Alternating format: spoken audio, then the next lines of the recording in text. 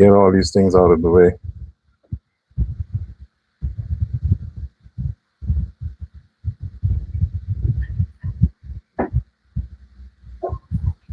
That's what happens when you need an assistance. Anyway, just leave that.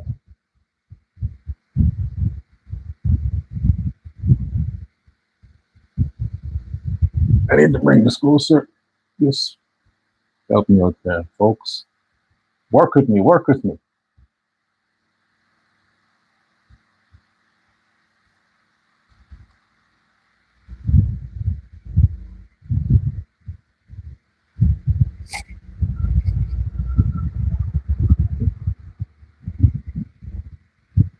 Work with me.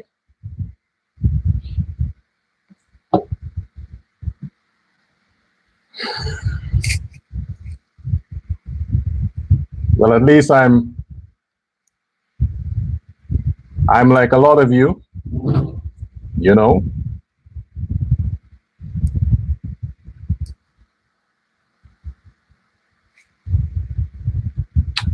We have to do things,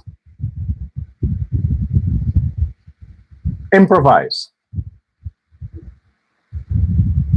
I'm not Azruddin Mohammed or Bishop Edhil or the Guyanese critics. Who else? Suzanne Rodriguez, Sonia Parag.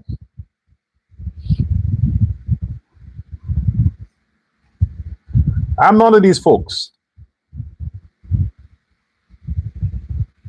So I don't have the big money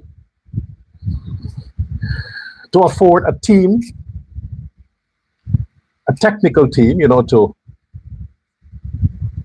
help me to organize stuff and to work in the background. And I have to do things myself because, you know, I don't have the funds to hire people.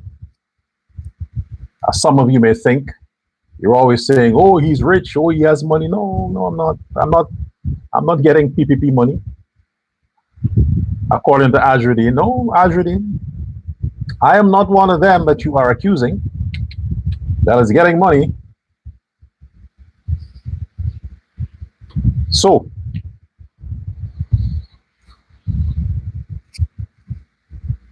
I'm still experimenting with this new system I have. I haven't perfected it yet.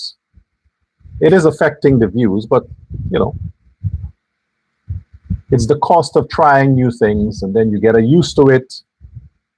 The algorithm gets used to it, and then we can take it from there. So in the meantime, you know, bear with me.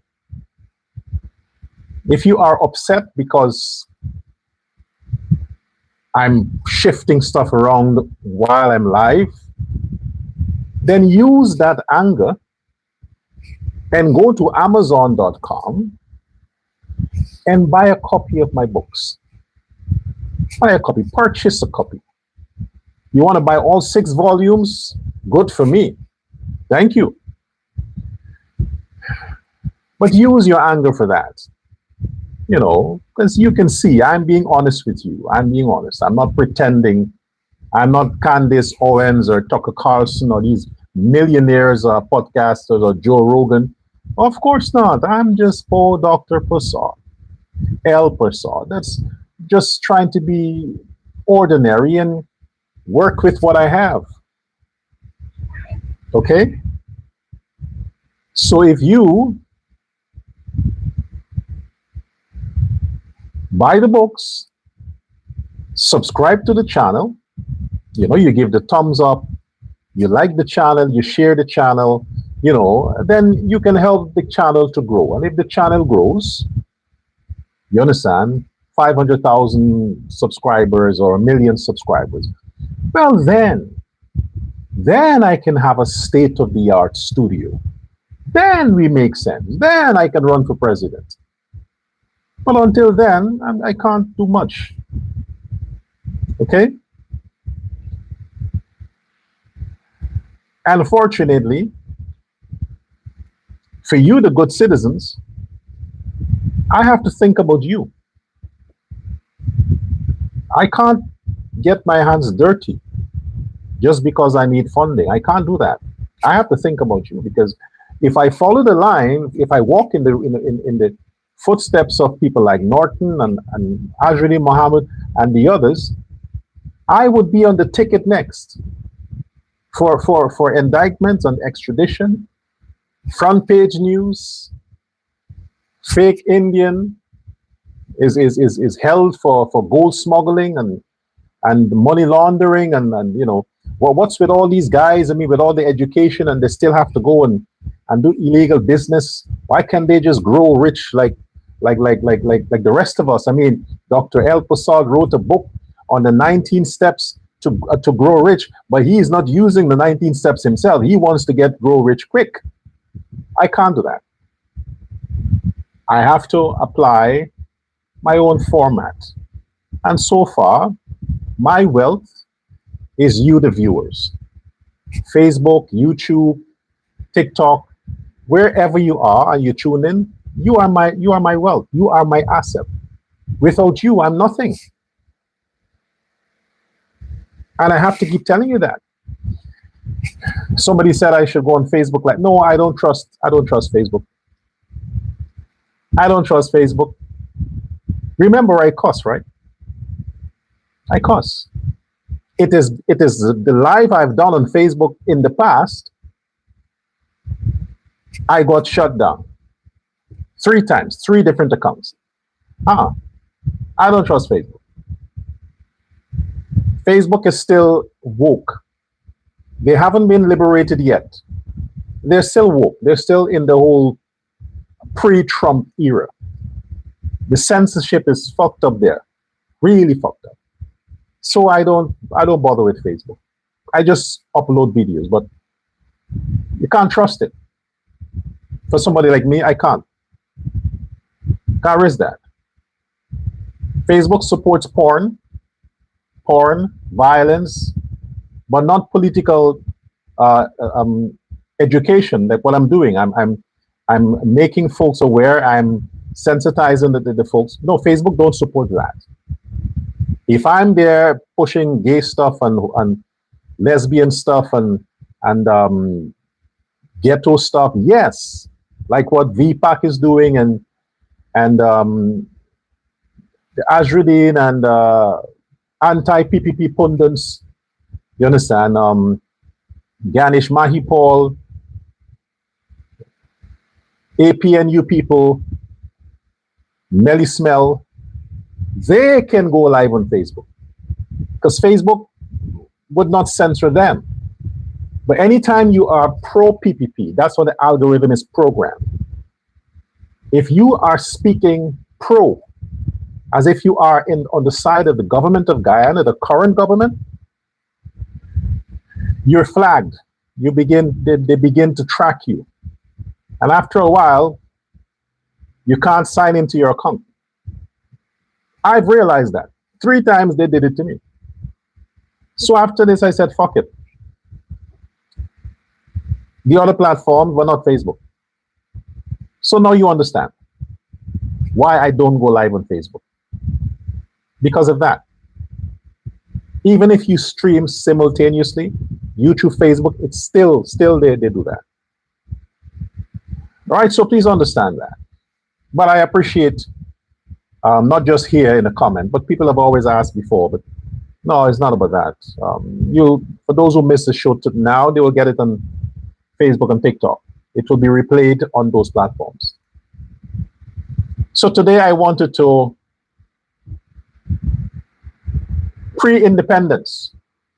Independence Eve is today, the 25th of May. Tomorrow is Independence Guyana, the 60 years, Diamond Jubilee. It's like the Queen, 60 years on the throne, but Guyana, 60 years. And coming up, leading up to the independence, the opposition leader is ramping up his attack. He's ramping up his attack. He's like stepping it up, inject himself with with the adrenaline. So he get the pump. He's now masculine. It's like, yeah, I feel like a nigger now. I feel like a Negro. I'm going to go after them black people. Oh, that guy, that PPP fake Indian say, I'm afraid of black people. I don't want to go after the blacks in PPP government. Well, I'm going to show him. I'm going to show him that I'm not afraid of anybody, because I'm going to pick on the heaviest, one of the heaviest black, one of the heaviest hitters in the PPP, who happens to be black. I'm going to pick on him and show that fake Indian who calls himself Dr. El Prasad on Uncensored Guyana, who hates black people. I'm going to show him that I am going to go after a black man in the PPP, and I'm going to go heavy on him. Thank you, Azruddin. You made your point. You made your point. This is Uncensored Guyana. I'm Dr. El Prasad. Let's get on with it.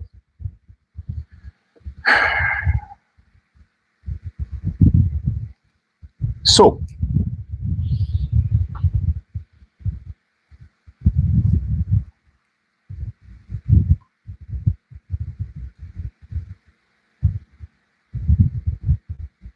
we had the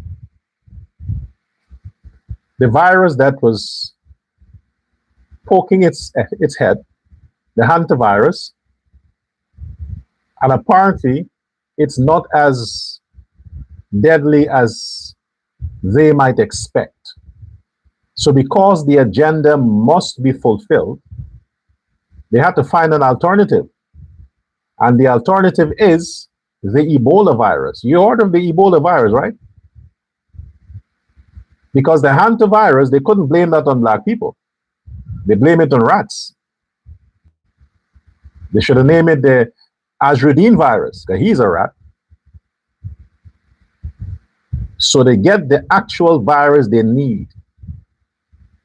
Ebola virus. When you hear Ebola from Africa, Ghana, everybody is scared now. They're frantic. It's like, wow, this is it. This is what they're waiting for. Because during the Obama period, they were trying with the Ebola too. They wanted to get that to be the thing, because that is deadlier than COVID.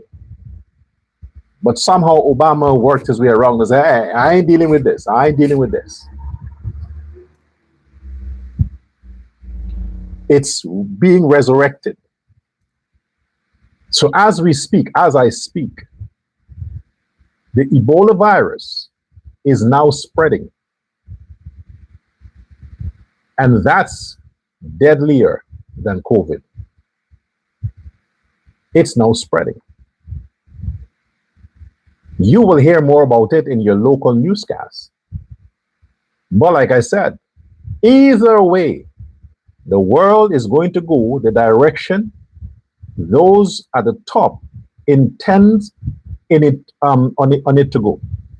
If war can't get it there, virus has to get it there. But something has to get the world focused on the direction where the powers that be wants it to be. We should have settled for the war. Really, we should have. But a virus, another pandemic, another global pandemic, we don't want that. That is worse than war. Oh, that will kill millions. How much million did COVID kill? Allegedly. Imagine Ebola virus. So we don't want pandemic. You want to fuck up the world somehow? Bomb who you want to bomb. Get it over with. But a pandemic, nobody is spared. No country is spared. They will they would implement and enforce martial law across the globe, the same they did with COVID. And your governments, even though your governments know it's bullshit,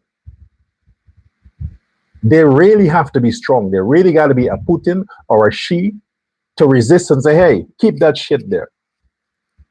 But if we're dealing with the government that we have in Guyana, who follows the law and who wants to get along with everybody, we might very well be looking at another lockdown, social distancing, and the economy would be in chaos again. I'm not fear mongering. Google it and you'll see what's coming. I thought I'll share that with you. The next thing that that I would celebrate is because of the Ebola and some other issues.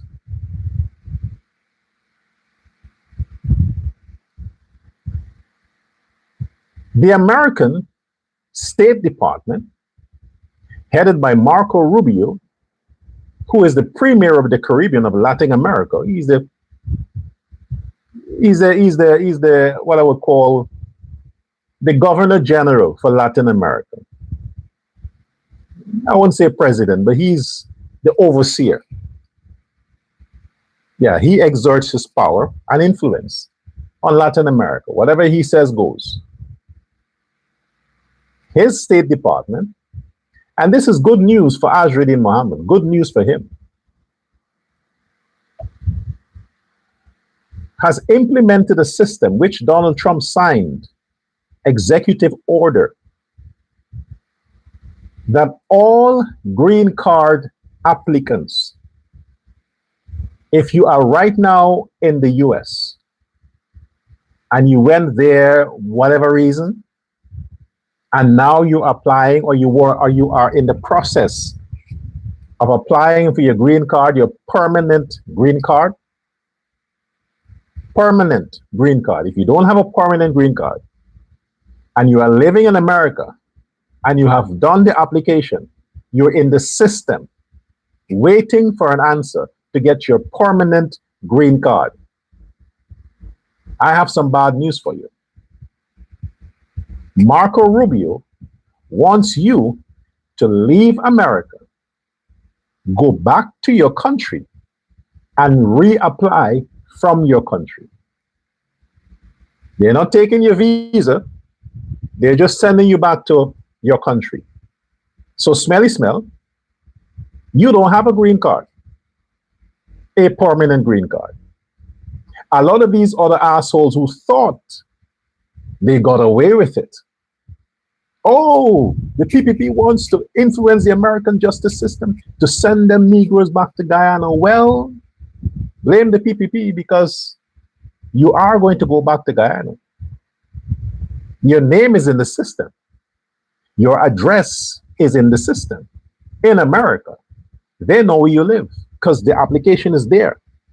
It's being processed. But as of Friday or Saturday, it matters not when you applied for your green card. If you applied and it's been processed for a year, 2, whatever, it doesn't matter what time period. The main thing is if your application is in, you haven't yet been issued with it, permanent, you haven't received it. If it's in the system, as I speak, they're going to go and get you, deport you to your country, and from your country, you have to apply online for your green card. And if you are successful, it will be issued to you via the embassy of the country to which you belong. You can go get it there, and then you can travel to the US. But you are not going to stay in America while your green card is being processed. That is finished. They stopped that. They ended that as of a few days ago. So Smelly Smell and all the others,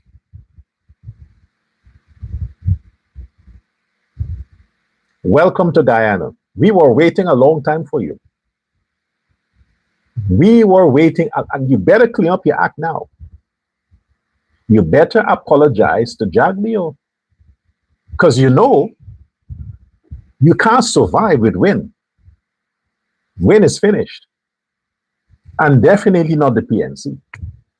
So since you want to stay relevant, you have to now clean your act up before they come knocking on your door. In the US, Melly Mel,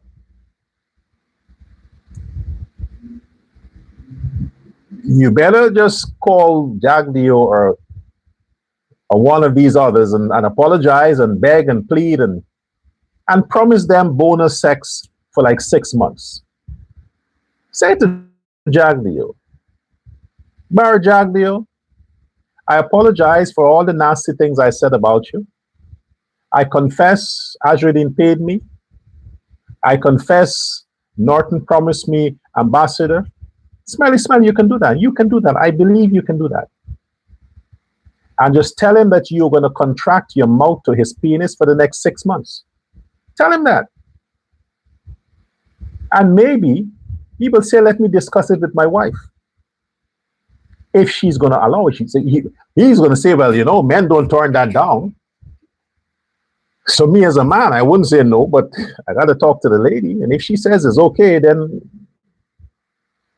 I'll just put Kwame in my place. And if Kwame is okay with that, then he can enjoy the service on my behalf. Kwame McCoy, that is. So Smelly Smell,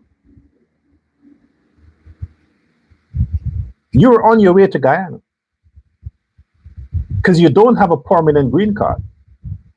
And a lot of you don't have that. You should not have been cussing out the government. You see, this is what you do. You should have done like the VPac guy, the Villa guy, you know, and get out before they deport you. If you are not an American citizen, in whatever way you became a citizen, and you have strong ties in the US, family, children, whatever, if you are none of that,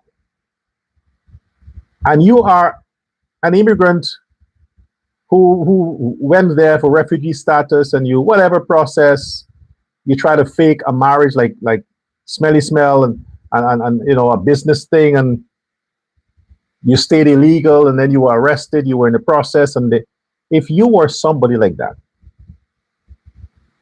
you don't curse the bridge you crossed on.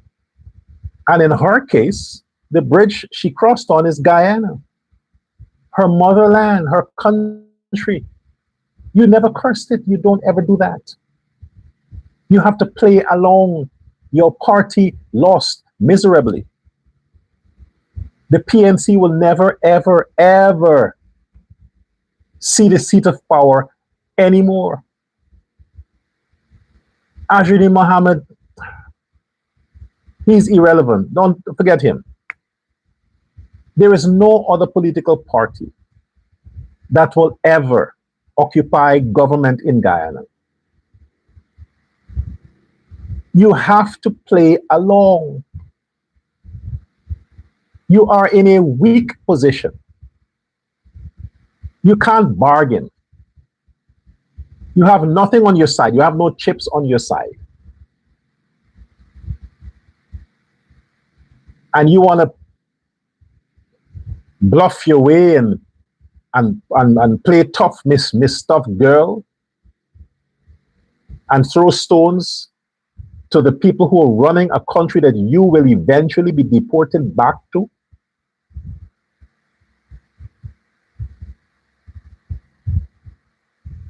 You don't do that. You should have, from the time President Ali sworn in the first time, you should have flipped. Fuck the PNC and win on APNU. Forget them. You should have, if you want to get into politics with the winning side. That's the smart thing to do. Look at all them pundits from the PNC who are actual politicians who served in a parliament on behalf of the PNC. Look at what they did. They cost the government too. They cost Ali and the others in elections 2015, 2020.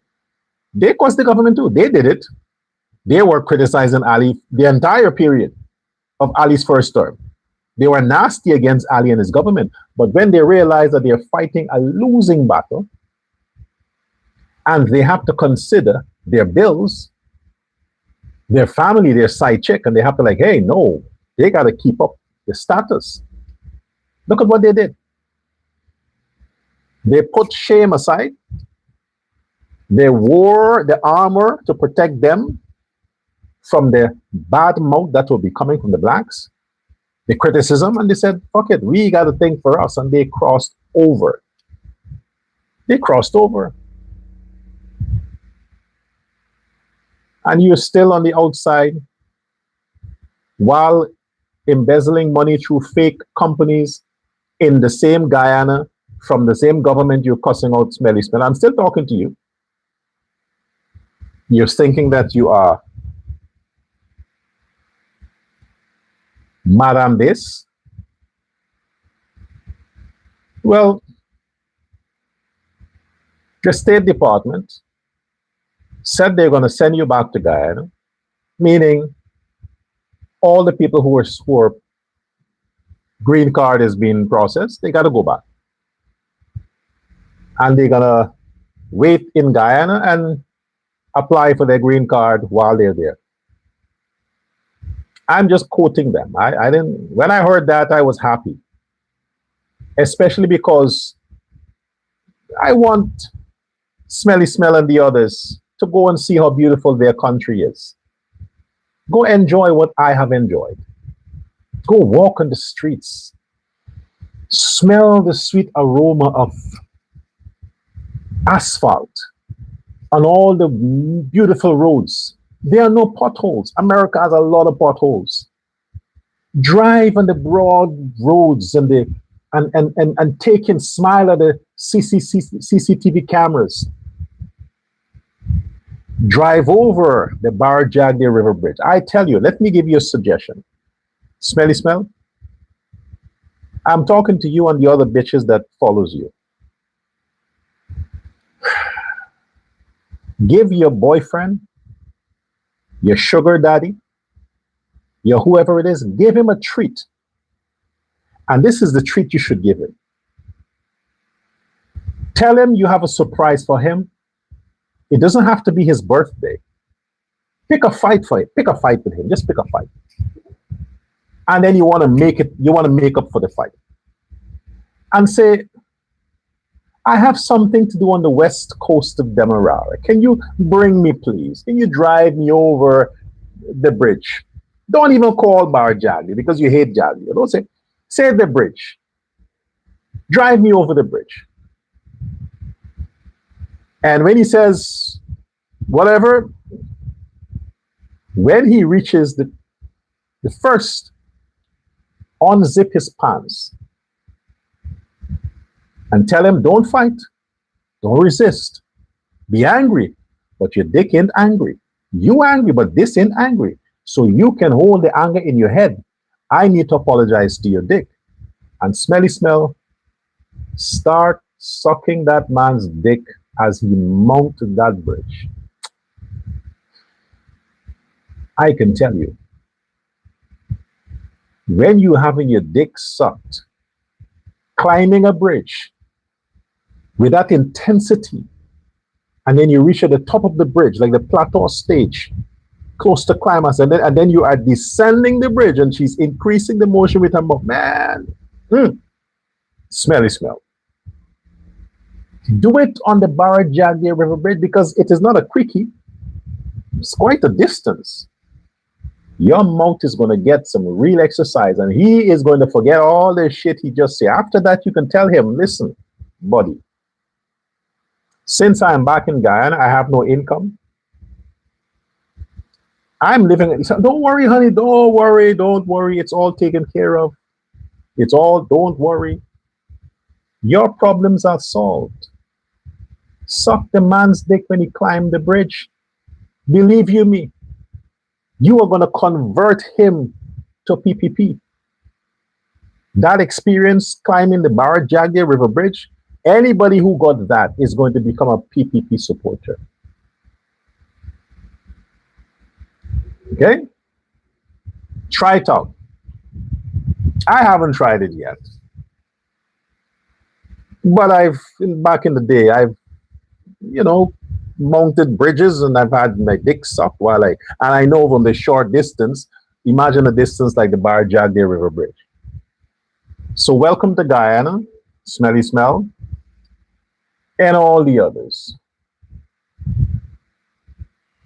You can pitch in Burke as well.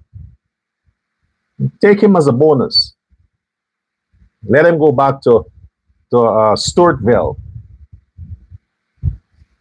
Maybe his ex is still living there. His boyfriend, that Indian boy in Stewartville. Maybe he's still living there. Probably older now, but who gives a shit? Anyway, now, we saw this nonsense about VPac talking about $45. Guyanese at home and in the diaspora, let me share something with you. Okay? And this is not about the economy. The reason why I've always tried to parallel the Guyana situation and the Suriname situation is because Guyanese traffic here in Suriname every day. Every day. You would hardly see Suriname's number plate around Georgetown. But in Paramaribo, Suriname, everywhere you see Guyanese number plates, vehicles. The Guyanese come to Suriname to impress. The way the Guyanese Americans go to Guyana and want to show up. Well, no, they can't do that. They can't show off anymore. Because the Guyanese living in Guyana, like, what the fuck are you doing? What are you coming here showing off these sneakers? What do you think I have on here? What do you come showing off this? Hey, go back to America with that nonsense. This in the 80s, this in the 90s, this in Granger government. This is Ali government. You can't come to Guyana in 2026 from America or Canada or England and show off. That shit is past tense. That's like way back. Because why? The Guyanese are living better. Better than a lot of Americans and people in the UK. Way better. A high class of life. So that shit is over. But what a lot of Guyanese do, they come to Suriname to show off. They spend a lot of money. They come with big fancy cars, with expensive jewelry, all kinds of stuff, because they can walk anywhere. In Paramaribo, Suriname, they can walk anywhere. They can flaunt their jewelry, flaunt their fancy stuff anywhere. Nobody picks their pocket, nobody grabs anything. That doesn't happen in Suriname. It's one of the safest cities in the Caribbean.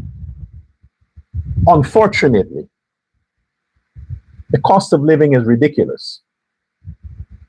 It's really, really hard for the people here. The point I want to make to VLAC,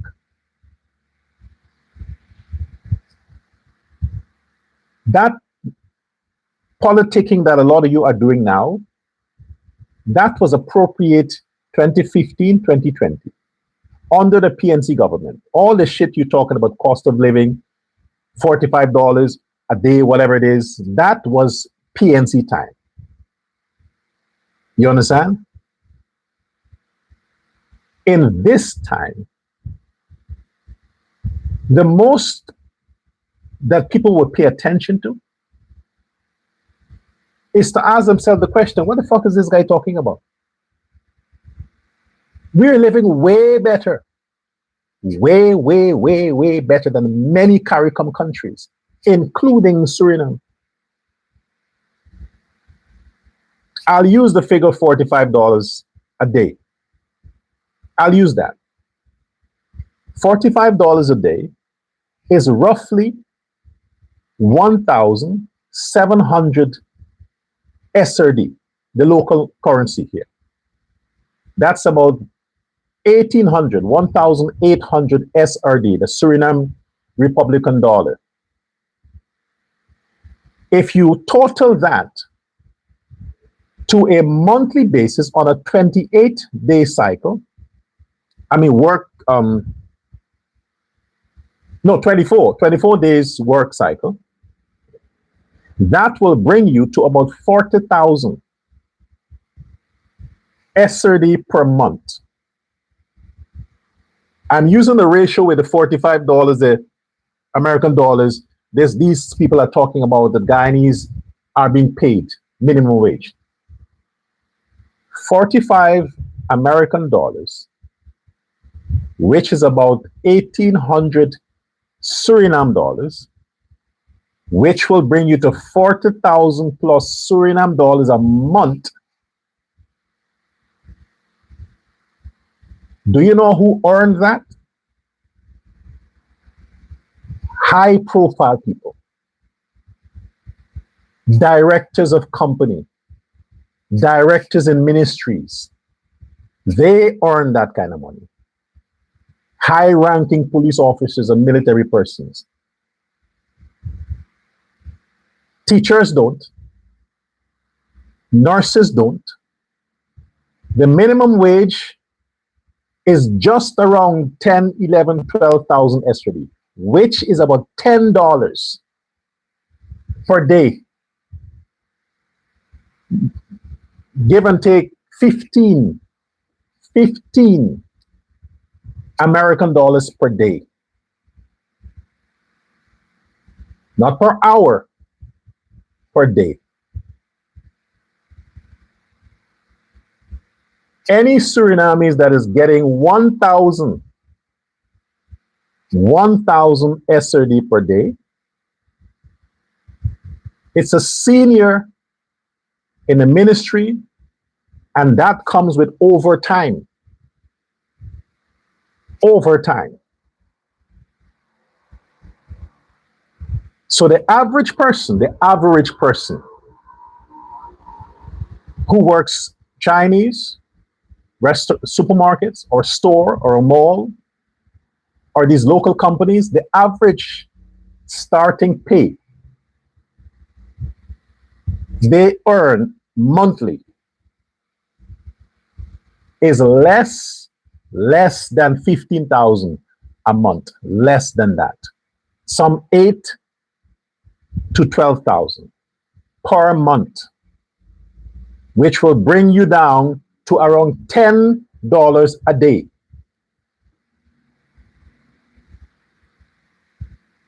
How much they're saying Guyanese are working for? $45? Now you think about it. One side is getting $10, the other one is $45, if it's accurate. And this in the oil. This is how economies are structured. If you compare prices for goods and services, the local bread, gas prices, grocery prices in the local shops in Suriname compared to the prices in Guyana, it's cheaper in Guyana. With that minimum wage plus the price in the supermarkets is way cheaper. The people in Suriname are working for less, and it's costing them 10 times more to live on the salaries they're getting. But are they coming out protesting? Are they cussing out and conspiring to bring down their governments? No. They live within their means. They understand the circumstances of their suffering. They live within their means. The lifestyle that Guyanese are being afforded. The average person in Guyana drives a Honda vessel, CRV, HRV, hybrid, the average person. You think the average person in Suriname can drive that?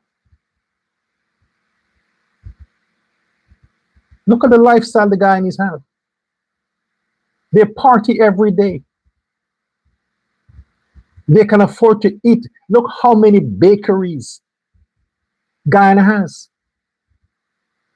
Many bakeries Guyana has. People baking, established bakeries. Look how many. In Suriname is just 2 that you can consider bakeries. Just 2. How many Guyana has? You have so much options in Guyana, so many options. It's unbelievable.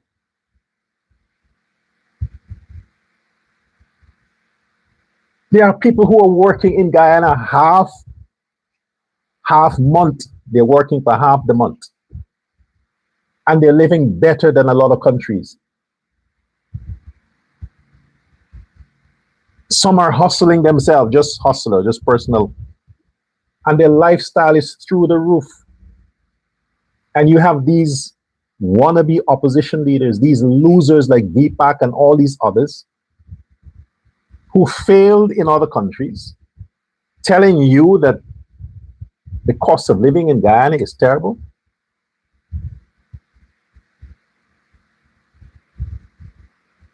What are you doing to make it better for yourself? All the opportunities that are available to you, what are you doing? Sitting and listening to Azruddin pointing a finger at Bishop Edhil? Let me paint this picture to you. Mohammed is the last person, the fucking last person to talk about wealth. He owns more than anybody and everybody in Guyana. His asset portfolio is ridiculous. Ridiculous. And you're going to know how much he owns and what he owns when they levy on his properties for the tax money. And when the Americans come to collect their interest, then you will understand the mass wealth that the Mohammeds have acquired illegally. However, what they're talking about, one Edhil, I don't know one Edhil. I've known of him from his church, and I know that Edhil has always been a PPP slave.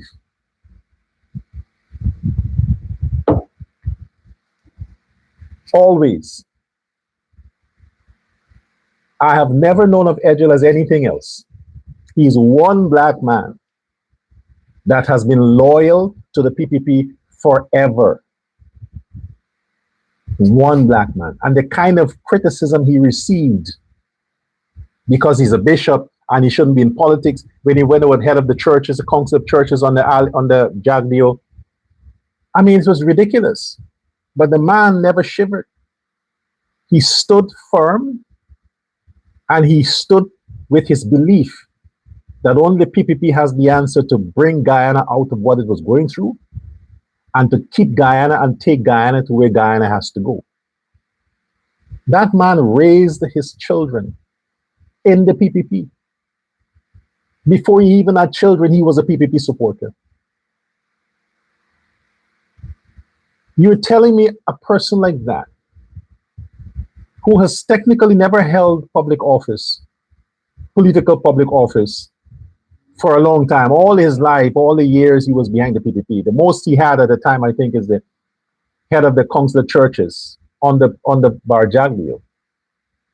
But these last governments he may have served. But the man has a wealth of experience in politics, politicking for the PPP.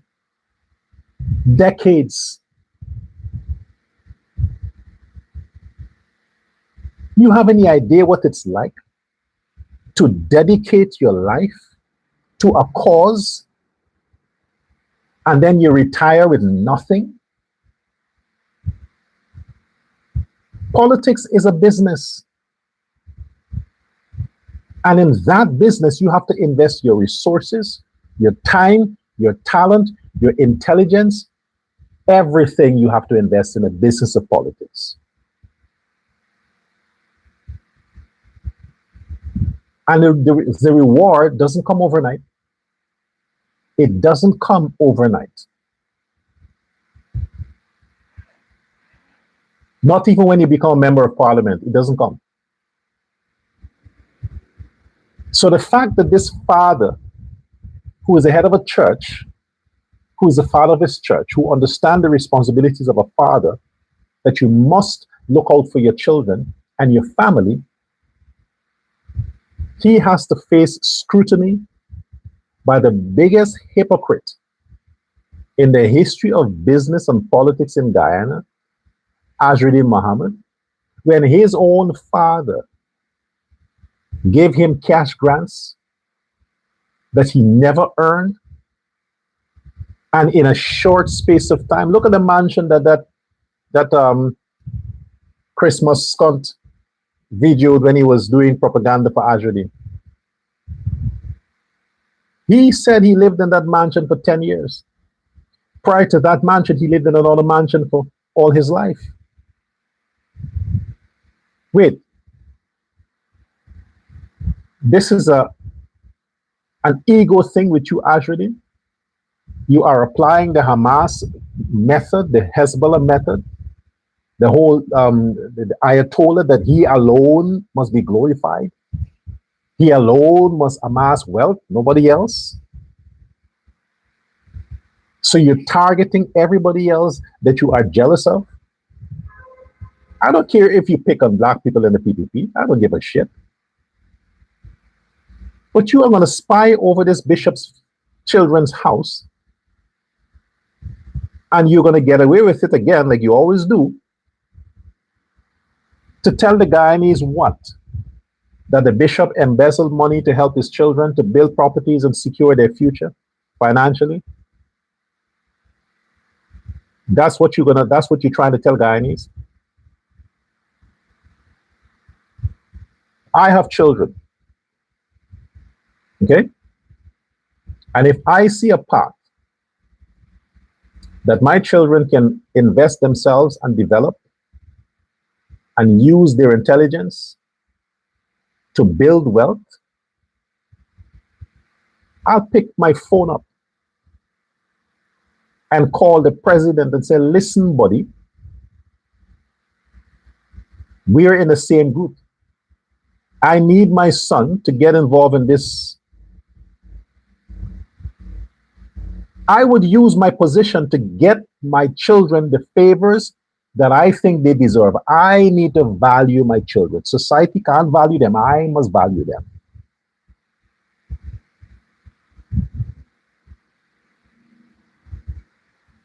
So what is the bishop's crime? Being a father? The same like what Shell did for you, Azruddin. Shell may not have been in politics, but he was in politics. He was counselor for the PPP. He spied on land. He knew where land was. He used his political connections to get land cheap, to bribe government officials, to bribe his colleagues, to help you, Azruddin, and your sister and the others. You are the last person in Guyana in the political arena who should talk about politicians and being corrupt. I'm talking about you help the bishop $250,000 a month to pay his bill. That is so low life, man. I mean, you finish with Ali. Everybody knows you bribe politicians. They came to your house, Mohammed's Enterprise, and you gave them envelopes of money. Everybody knows that. You want to rub it in? What do you want them to do? You want them to refund you? Do you want them to refund you because they're now in government and they can't help you to stay out of prison? You want your money back? Then just tell them, say, hey, Bishop, I've been giving you money for 5 years or whatever time. I need my money back. Then do that. But coming out and trying to get the people's reaction or get attention because you want the bishop to come and say it's true or it's not true, the man has a right to ignore you, not to drop his standards to deal with you or to respond to your stupidity, Azruddin. He has a right. But who the fuck does that? You know how many people are cursing themselves that they took anything from you, Azruddin? You know how many people are doing that? They're hoping you don't call their names that they collected a check from you. But it's good. It's good. Because now a lot of politicians are going to stop accepting monies from businessmen. They're going to stop doing it. They'll tell the businessman, hey, go through the right channels. Because maybe tomorrow you will get an idea, you want to get into politics, and you might become the opposition leader, and you might tell people that you gave me money. So you know what? Forget it. So you are helping the system, Azruddin, and that's a good thing. In the future, nobody will accept anything, no gifts from business people, especially if they are fingered in the level of corruption like you, Azruddin. They're not going to do it. Especially not me. I mean, I am sensitive. So I'm one person that interested in handouts from businessmen because I know what my future might be. And if I happen to run for president and I'm president and I can't break my laws to help some businessman, the next thing you know, you will say, well, yeah, you can't, don't forget that I used to send you money, I used to this, I used to that. Let the universe provide. But this is what you're doing. It is so feminine. Imagine you attacking a minister, forget the minister thing. But you are a grown man attacking another grown man and spying on his children, his family, and you've done it before. No consequences. This is why you continue to do it. And you want to show people that you are not afraid of black people. You can do it to anybody. Maybe you won't get away with this one. Maybe you would not get away with this. You attacked the Indo-Guyanese. They left you alone. Now you decide to take one of the strongest PPP members, who is black, and attack the man and his children.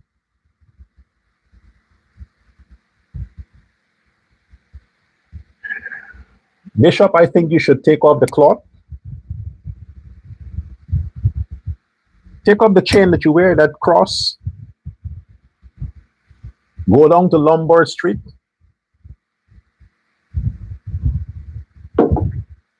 Tell your security to wait in the car. And call Azruddin Mohammed out. He ain't got guns now, so you ain't got to worry about that. And tell him, hey, asshole, I'm here. Tell me to my face what you were pushing on social media. I'm here. Say it.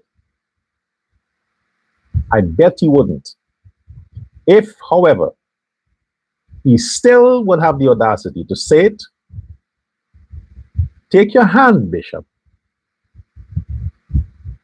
and ring such a hard slap on that bitch-ass, warm face of an idiot. And make sure when you register that slap, it must be harder than the one from Linden, when the man forgot his name and address from a slap. When you slap Azruddin, he must forget that he thought he's innocent.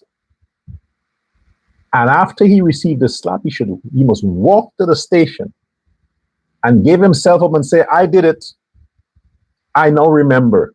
Yes, I smuggled the gold. Yes, I conspired with Colombian gangs and Venezuelan gangs. And yes, I killed Paper Short. Yes, that 14-year-old boy. Yes, he gonna accept all the crimes from one slap. That's called a Holy Ghost. Pray on your hand, Bishop. Wash it with some holy water. Sanitize it. Bless your hand. And with your hand possessed with the Holy Spirit, you're going to slap the devil out of that bitch-ass idiot and turn him into an honest person. You are going to help Guyana solve its biggest problem, Bishop Edhil. Don't just take it lightly. Because who else? The man is going to pick on somebody else. He's going to go after the prime minister. Because if he doesn't get any repercussions from dealing with the blacks in the PPP, he's going to, okay, what's the next target? Prime minister. He already dealt with the Onija Waldron. They called her the Minister of Tint. She didn't respond. Now he's picking on you. Come on, Bishop, you are a man. Look out for your family. Violence work if it's against Azruddin Mohammed. Don't say I'm pushing. Oh, come on, man. What's wrong with you? Interpret me in context. In context. I'm saying the bishop should respond to Azruddin by going to Lombard Street, Mohammed's enterprise, calling him to tell him to his face, and if he dare do that, then slap this stupid out of him. That I'm asking to do. That I'm saying. I'm not saying people should attack the man. Okay?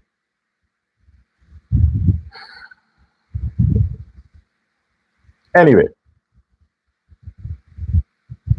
let's get to some comments. I'll stop there for today. In case there's any other business that needs to be talked about, remember to go to Amazon.com and support the books. Buy a copy of the book series Prince Ali and the President, volume 1 through 6. The other volumes are with the publishing, and they have to do the final checks and edits and stuff. So we completed 8 series. So I believe in you. People do read still. I believe in you. I believe that people would go out and buy the books. I believe in you. All right, so go out and buy the books. Let's get some of your comments here. Okay, we have Bibi Shack. Bibi Shack says some of them spend money on makeup and polishing their nails every week, going to the parties and so on, then complaining about cost of living. Of course. They're talking about me hating black people. What about me? I'm changing. They hate themselves so much that they want to shave off their head, and that's a good thing. I want to talk about that. To a lot of the Afro-Guyanese sisters, the weave that you buy in the shop, the hair that you buy in the shop, most of it doesn't come from Brazil. It comes from India. Yes, those people in India, those people that you came from, because the people in India, the blacks in India, they produce everybody else. So you came from them. It just happened that you migrated far from the gene, and because of the African continent, the climate and stuff, you changed, you adapt the suit. However, those sisters in India that are selling their hair, shaving their hair, those long curly hair, they don't wear weave. They shave their heads, sell the hair grow back, then they shave again. They don't hate their skin color. They don't hate how they look. So you're cussing and discriminating against Indians, and you are buying the Indian hair for thousands. What's that about?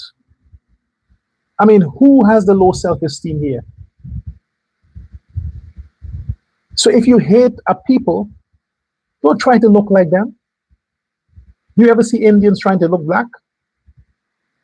You ever see that? But you're trying to look like them with a long weave, and you say, oh, look my hair, with your fake ass. Stop bleaching. Anyway.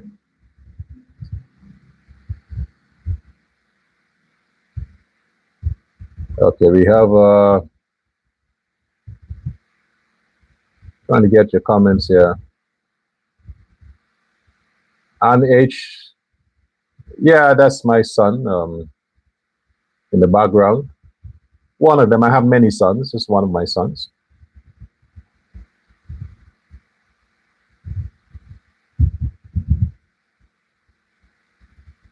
So Abdul, good afternoon to you and watching from the Garden of Eden, East Bank. Garden of Eden on the East Bank of Demerara. Thanks for watching. Nicole Edmond, Dr. Prasad, you're doing a great job. Thank you. Jagnarayan Edwards, Om Shakti Ma Durga, Universal Mother, blessings to you, Dr. Love Prasad, PPC family. Keep strong. Genevieve Ramdan, please go join the government in Guyana. You will get rid. No, I can't join the government. If I join the government, I can't do this. Don't you understand? I I have to follow the ethics of the, I can't do this. I want to keep doing what I'm doing. So I'm not interested in government positions. And also, I can't say yes, boss, and no, sir, and yes, sir. I can't. I'm my own boss. I can't call somebody else boss or sir. You in a government, you got to suck up to somebody.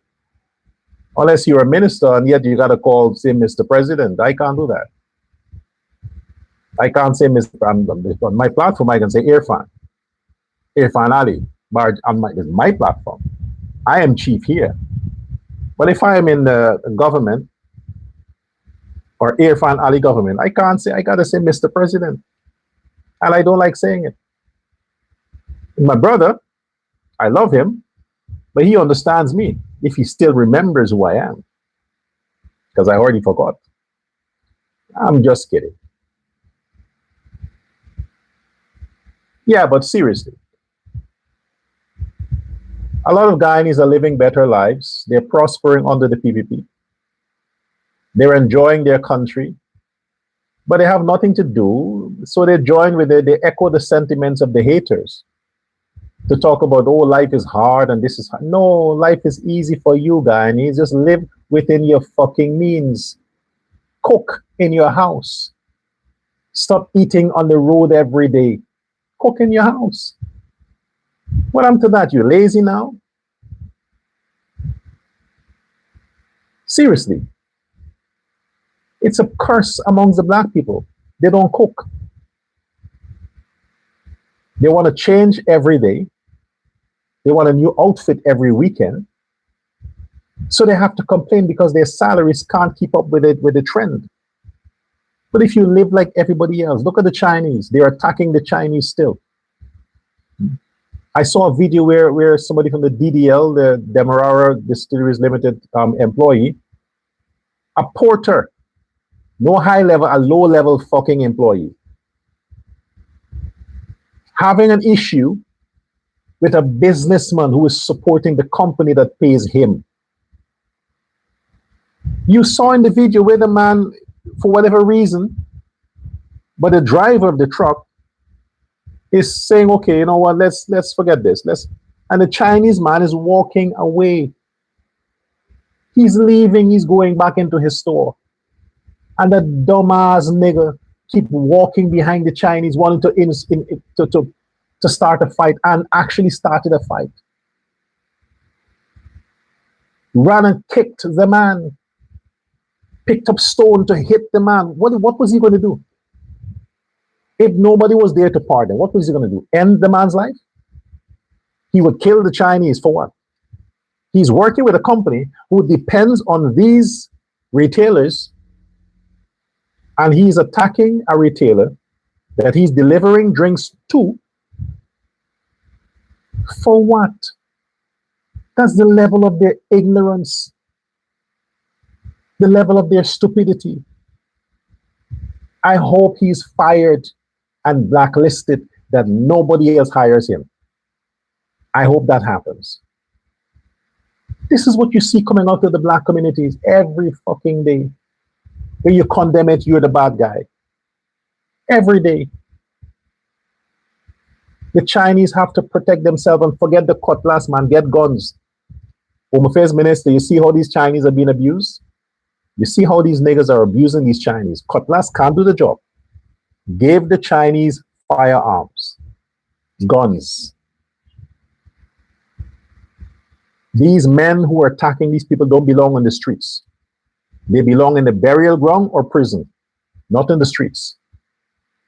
So let the Chinese equip themselves so they can defend themselves against these monkey thugs in Guyana, these black skunks.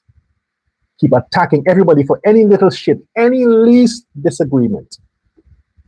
They want to kill the people. The least, they want to kill the people. Fuck, man. Look. Anyway, thanks for your attention. Share this live. I want to get a thumbs up. Give me the thumbs up. Let's get the algorithm back on track. Share the live. Let me hear from you in the comment section. And like I said, I'm doing this in real time, so I have to always get up and switch off the end the stream. Okay. Anyway, yes, I'll see you again. We're gonna rest for the independence tomorrow. Happy Independence, Guyana. We're happy that we are celebrating independence under a great government, a great president. Long live Chedi Jagan, his legacy, the PPP. And let's continue to have every year independence under the PPP with the leadership of the PPP, the wisdom, the godliness of men like Ali, Bar Jagdeo, Anil Nandalal, and all the great patriots that are under the People's Progressive Party Civic. Goodbye.